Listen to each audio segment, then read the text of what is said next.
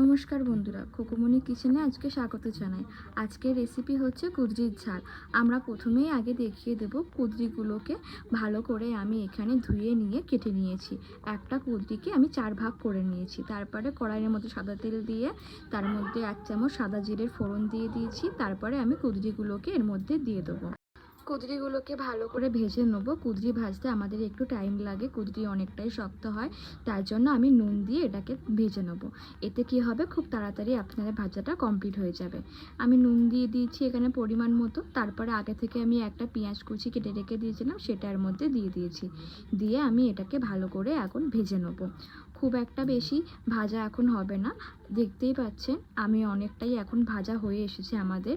এরপরে আমি এর মধ্যে আদা, কাঁচা লঙ্কা আর রসুন বাটার পেস্টটা আমি দিয়ে দিয়েছি।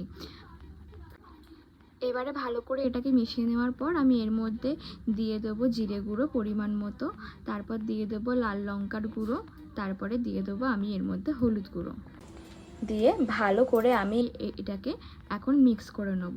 মশলাটাকে ভালো করে আমাদের কষাতে হবে, গ্যাসের ফ্লেমটাকে মিডিয়াম করে। তারপরে আমি এর মধ্যে পরিমাণ মতো হালকা একটু জল দিয়ে দিয়েছি। এরপরে আমি এর মধ্যে দিয়ে দেবো ডিম সোয়াবিনের একটা পুর।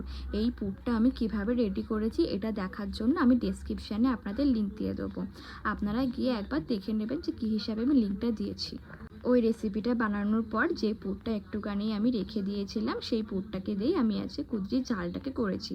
এতে টেস্ট খুব সুন্দর হবে। আপনারা অবশ্যই ডেসক্রিপশানে গিয়ে আপনারা ওই রেসিপিটা একবার দেখে নেবেন। আমাদের এখানে ভালো করে এখন মশলাটাকে কষানো হয়ে গেছে, দিয়ে আমরা কিছুক্ষণ এটাকে ঢেকে রেখে দেবো। তারপরে 10 মিনিট ঢাকার পর আমি এখানের মধ্যে পরিমাণ মতো জল দিয়ে কিছুক্ষণ আমি এটাকে আবার 5 মিনিট মতো রেখে দেবো। আমাদের রেসিপি এখানে অনেকটাই হয়ে এসছে। ঝোলটা আমি আর একটুখানি শুকনো করে নেব, মাখো মাখো করে নেব, এতে খেতে খুবই ভালো লাগবে। আর যারা আমার এই রান্নাটি দেখছেন তারা অবশ্যই আমার সাবস্ক্রাইবার করবেন, কমেন্ট করবেন, লাইক করবেন আর আমার ভিডিওগুলোকে শেয়ার করবেন।